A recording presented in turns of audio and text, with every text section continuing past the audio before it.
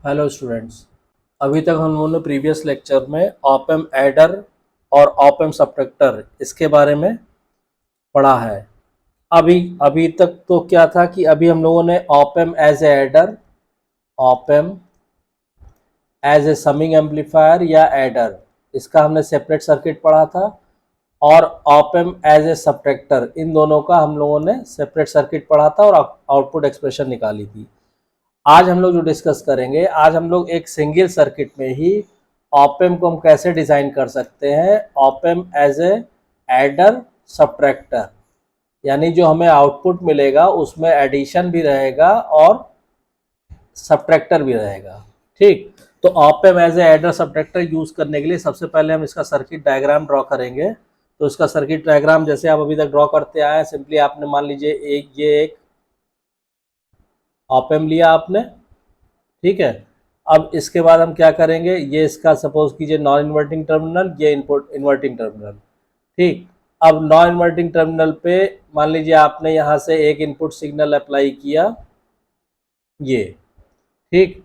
और यहाँ पे आपने इन्वर्टिंग टर्मिनल पे भी एक इनपुट सिग्नल अप्लाई किया आपने, ये, ठीक। तो उसके बाद एक दूसरा इनपुट सिग्नल आपने यहाँ पे दिया, ये V1 अप्लाइड है नॉन इन्वर्टिंग इनपुट पे, ये रेजिस्टेंस R हो गया, ये V2 हो गया, ये रेजिस्टेंस R हो गया, ये V3 हो गया, ये रेजिस्टेंस R हो गया। और इसके साथ ही हमने कहा एक सिग्नल और आपने लिया यहाँ पे से सपोज कीजिए V4 और ये रेजिस्टेंस R हो गया, क्लियर।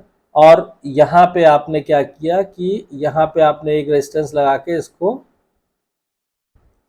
ग्राउंड कर दिया, ये भी R है, ठीक। अब ये मान लीजिए ये टर्मिनल A हो गया, ये पॉइंट B हो गया, ठीक। तो मान लीजिए यहाँ वोल्टेज हो गया VB और ये पॉइंट A हो गया, यहाँ वोल्टेज हो गया VA, ठीक है। और एक फीडबैक रेजिस्टेंस आप लगा देंगे यहाँ पे इसके और आउटपुट के बीच में V0, ठीक है।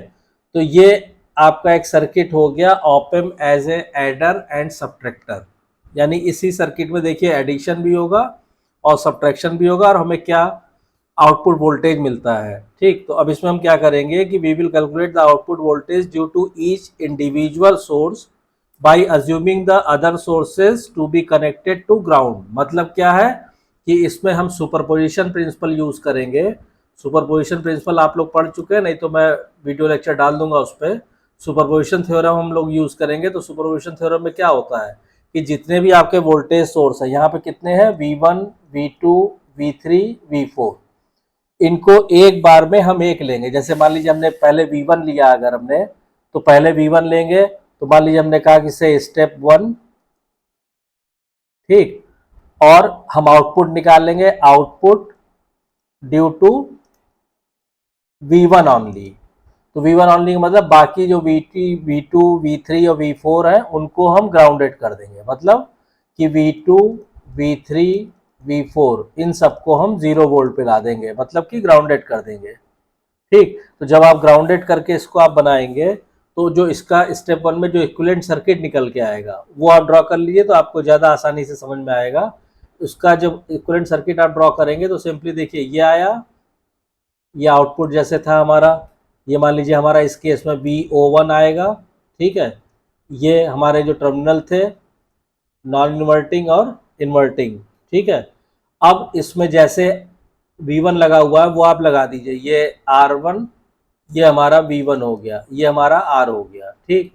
अब V2 जब आपने ग्राउंड कर दिया है तो यहाँ पे ये हो जाएगा ग्राउंडेड और ये जैसे R कनेक्टेड था ये हो जाएगा R, ठीक।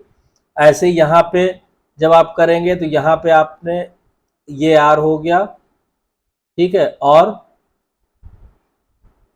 ये दूसरा R हो गया और ये जैसे ये रेजिस्टेंस कनेक्टेड था इसको आप कनेक्ट कर देंगे R। तो अब इसमें क्या होगा कि ये जो V2, V3, V4 है इन सबको आपने क्या किया, ग्राउंड कर दिया, ठीक। तो इस तरह जब आप ग्राउंड कर देंगे तो ये जो आप सर्किट देख रहे हैं ये सर्किट क्या किस चीज़ का रह गया, ये सर्किट एक सिंपल इन्वर्टिंग एम्पलीफायर का रह गया। और इन्वर्टिंग एम्पलीफायर के बारे में लेक्चर में मैं पढ़ा चुका हूँ, उसको आप देख लीजिएगा। तो जब ये इन्वर्टिंग एम्पलीफायर के बारे में रह गया तो हमारा VO1 कितना आएगा, VO1 हमारा आएगा सीधा सीधा माइनस का RF upon R1 into V1। और चूंकि RF और R1 सब कुछ सारे रेजिस्टेंस यहाँ पे इक्वल है, तो ये सीधा सीधा आ जाएगा माइनस का V1। क्लियर? तो ये पहला हमारी इक्वेशन आ गई। अब इसी तरह सेकंड स्टेप पे जब हम करेंगे तो सेकंड स्टेप पे हम क्या करेंगे कि केवल V2 को कंसीडर करेंगे ना। अगर आप स्टेप 2 की बात करें तो यहाँ आप लिख सकते हैं कि स्टेप 2, ठीक है, यहाँ स्टेप 2। अब स्टेप 2 में हम क्या करेंगे, आउटपुट ड्यू टू V2। अब V2 जब आप लेंगे तो बाकी सब जितने हैं V1, V3 और V4, यानी V1, V3, V4, इनको हम क्या कर देंगे, फिर से ग्राउंडेड कर देंगे, 0 वोल्ट पे कर देंगे। ठीक है, तो जब आप इनको 0 वोल्ट पे कर देंगे तो जो सर्किट डायग्राम आ जाएगा आपका, वो सर्किट डायग्राम अगर आप दोबारा ड्रॉ करना चाहें तो सर्किट डायग्राम आपका हो जाएगा, से आपने ये ड्रॉ किया, ये हमारा VO2 मान लीजिए हम निकाल रहे हैं, ये हमारा नॉन इन्वर्टिंग, इन्वर्टिंग। अब इसमें जैसे आपका ये फीडबैक रेजिस्टेंस कनेक्टेड था वो तो आप कनेक्ट कर दीजिए, R हो गया। V1 हमारा क्या है, ग्राउंडेड है, तो ये हमारा ये जो V1 यहाँ पे लगा था इसको हम क्या करेंगे, ग्राउंडेड कर दिया हमने, R लगा हुआ ये। फिर V2 हमारा फंक्शनिंग में है तो V2 ये R है, V2 आप यहाँ पे लगा रहने दीजिए, ये कितना हो गया, V2। ठीक है, अब उसके बाद नीचे आ जाइए, ये V3 और V4 ये भी हमने ग्राउंडेड कर दिए, ऐसे मान लीजिए। ठीक है, ये तो आप लोग इसको समझ गए होंगे। और ये रेजिस्टेंस जो लगा हुआ था ये हो गया R। ठीक, तो सर्किट डायग्राम कुछ इस तरह आ जाएगा। ठीक, अब इसमें आप देखिए कि ये इस समय क्या है, ये इस समय इन्वर्टिंग एम्पलीफायर है कि नॉन इन्वर्टिंग एम्पलीफायर है। ठीक है, तो इस समय जब आप देखेंगे तो ये भी आपका इन्वर्टिंग एम्पलीफायर, ये भी इस समय इन्वर्टिंग एम्पलीफायर होगा।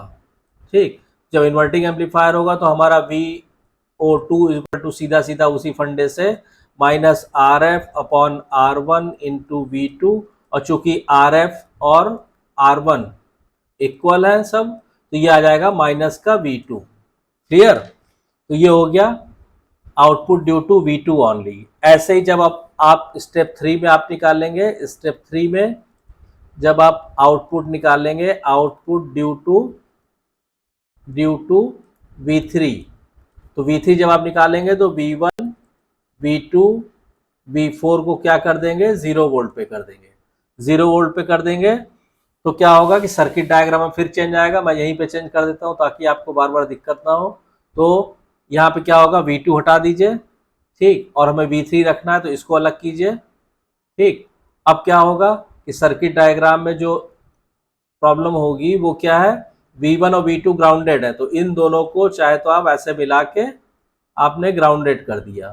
ठीक, यहाँ पे आपने V3 लगा दिया और इसको फिर आपने ग्राउंडेड कर दिया। तो अब जब इस केस में आप देखेंगे V3 के केस में, तो V3 के केस में क्या हो जाएगा, ये इन्वर्टिंग की बजाय नॉन इन्वर्टिंग एम्पलीफायर का सर्किट आ रहा है। ये सारी वीडियोस पड़ी हुई हैं, आप इनको non inverting amplifier, inverting amplifier, ये सब क्या होता है मैं पढ़ा चुका हूँ आप लोगों को। तो जो नॉन इन्वर्टिंग एम्पलीफायर का आ रहा है तो इसका जो आउटपुट आएगा VO3 वो क्या हो जाएगा, वो हो जाएगा आपका 1 plus RF upon R1 into यहाँ पे VB हो जाएगा। ये पॉइंट A है, ये B है। ठीक, तो इसको जब आप सॉल्व करेंगे, RF और R1 इक्वल हैं तो ये 1 और 1 2 हो जाएगा। इसको जब आप सॉल्व करेंगे तो finally after putting the value ये हो जाएगा 1 प्लस R अपॉन R। और VB की जो वैल्यू है, VB की वैल्यू हो जाएगी यहाँ पे V3/3। जब इसको आप सॉल्व करेंगे तो ये कितना आ जाएगा, यहाँ पे ये R/2 हो जाएगा, तो 2 और 1 3, ये आ जाएगा फाइनली आपका V3। ऐसे ही स्टेप 4 में जब आप आउटपुट ड्यू टू V4 निकालेंगे तो V1, V2, V3 सबको ग्राउंडेड कर दीजिएगा। ठीक, तो अब इसको दोबारा ड्रॉ करने की जरूरत नहीं, अकॉर्डिंगली आप सर्किट ड्रॉ या सर्किट ड्रॉ भी करना चाहें आप तो इसमें भी आप देखेंगे जब आउटपुट आप V4 की वजह से निकालेंगे तो भी ये नॉन इन्वर्टिंग एम्पलीफायर आएगा। और सर्किट में क्या चेंजेस आएंगे, देखिए सर्किट में ये चेंज आएगा, अभी ये हम हटा दे रहे हैं। ठीक, अब देखिए सर्किट में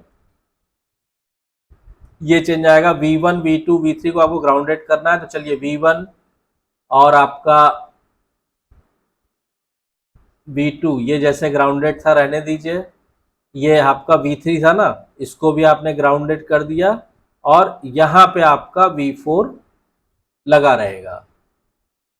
ठीक है, ये हटा दीजिए, यहाँ पे आपका V4 लगा रहेगा।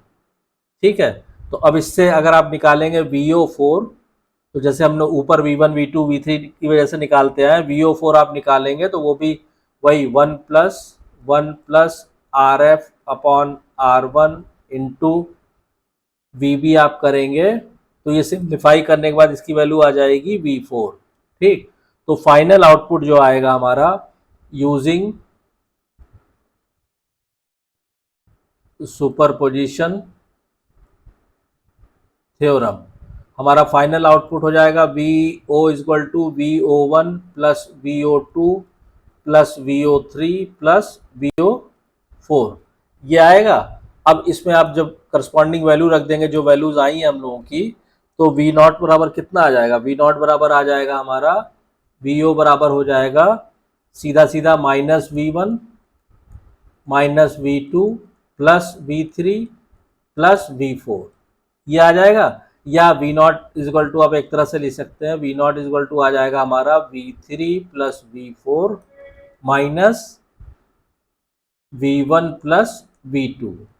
तो देखिए इसमें क्या है, ये फाइनल आउटपुट आपका आ गया जिसमें आपका ऑप-एम्प जो है ये ऑप-एम्प एडर सब्ट्रैक्टर सर्किट का आउटपुट हुआ। इसमें देखिए यहाँ पे सिग्नल ऐड हो रहे हैं, इनपुट सिग्नल, यहाँ पे भी इनपुट सिग्नल ऐड हो रहे हैं और इन दोनों का सब्ट्रैक्शन हो रहा है।